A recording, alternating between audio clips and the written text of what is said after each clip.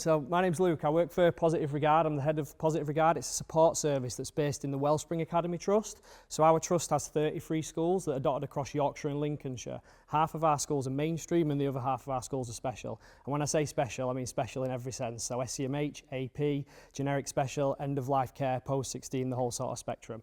My role within the academy is to ensure consistency of behaviour and culture. Now, as you can imagine, with schools that different, that is quite a challenge. What I want to do in this presentation is just share with you three of the key ways in which we've managed to do that across our academies, and hopefully you can take something from that. So in education, there seems to be a spectrum at the minute as to where you sit, and people tend to sit down one side or the other when it comes to behaviour and culture. So they either sit down this end here where they have really high expectations, high structure, high routine, rules, rigour, all that sort of stuff, loads of challenge, or they believe they have to sit down the other side, which is more of a warmth, nurture, care, engagement and trust. But people feel that they have to sit at one end or the other. Well, we find the sweet spot across our academies is actually somewhere in the middle, and what I mean by that is not sacrificing our expectations and our standards and our rigour in any of our schools, but also balancing that with the warmth, the kindness and the care, rather than sitting down one side or the other. And there's absolute strengths within both, but to do both is quite challenging at the same time.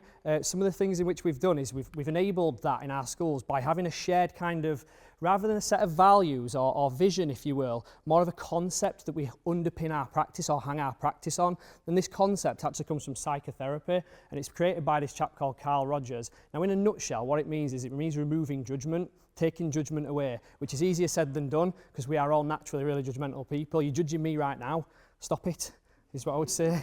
We judge our parents, we judge our children. That child who always messes around, in maths every single lesson, becomes that kid, and actually they're not that thing. It's a human being first, and this concept comes from therapy. In order to do successful therapy with someone, we can't judge them for what they've done or their past. We take this concept into practice with our staff as well. So every staff member's got experiences that they bring into school. We take this concept into practice with our parents as well, and that's one of the kind of fundamental concepts for us to be able to balance that support, is first of all, be non-judgmental. In a nutshell, care. Don't just say you care, actually care. I care, not a care if.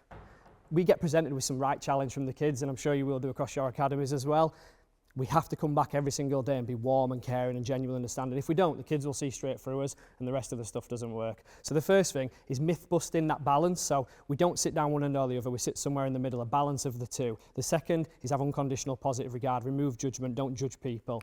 And the last bit is really, really high quality specialist training and support. We started this we know we were doing it in our special academies, but how do we filter that and translate that into the mainstream academies? And that's what we started to do. So there's some really complex models and theories out there around sort of the neurosequential model, some aspects of psychotherapy, some aspects of this, which is the social discipline window, so how we communicate and regulate young people, that you can translate and make really simple and put into practice in the classroom. I'll just give you a dead quick example here. So you're sat at the minute with your legs folded and your arms crossed here and your hand here like this. There's a reason for that, right? So what I'm trying to do now is translate a behaviour and just show you what that means. So you're seeking deep pressure or repetitive rhythmic activity because it helps you focus and stay settled. The young people in the classrooms are doing that as well by tapping, by rocking, by fidgeting, by messing around. If we just have a one-size-fits-all standard response to that, like for example it's a warning or a minute off your break time, then we're not actually getting to the bottom of what the function of the behaviour is. The function of that behaviour is deep pressure or repetitive rhythmic activity. If you think that's a load of rubbish, you're all doing it now. Think about your own behaviour. You're doing something with your behaviour now, which is giving you that deep pressure or repetitive activity to help you stay focused and settled. We upskill our staff to be able to understand and see these things so that they know an appropriate response to someone who's swinging at the chair or tapping a pencil. Some other bits on there around language, for example. So how do you frame language to be able to support young people? If I've got a kid running through the corridor, this model here talks about there's 4 responses in terms of language. You can ignore them. It's a not response, no challenge, no support. We can go, stop running now. A lot of demand in that statement. It's a high challenge box. The outcome of that box there is either you'll get compliance, but you have to ask yourself why are the kids complying, often because they're scared. And are you okay with that? Does that fit your academy? Does that fit your way of being? Or they'll give you conflict, which is usually the response. Another response might be in this box here, and it might be, can you stop running please? So asking them a question.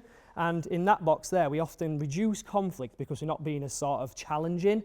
But the other outcome of that is kids get away with stuff, because we've not actually set the expectation or the boundary. And we use this model when we're talking about language, how to frame language. So for example, in that scenario, I might use an assertive language script like James, nice walking, thank you. Why am I saying that? James connects with the young person. The command nice walking tells them what you want them to do, and thanks somebody before they've done it means they're more likely to do what you've asked them to do. Okay, so 3 different sort of theories and concepts there to help us sort of understand how we can get consistency with relational practice across our academies. The outcome for us as an academy is that in the last sort of 13 years since we've been in existence, we've never permanently excluded a child or a young person, and that's something that we're really, really proud of and something that we hope to keep going. That doesn't mean that our schools are absolute chaos and carnage. You're more than welcome to come and see any of them in action. Our service supports over 800 schools now across the country with this approach. Thank you very much.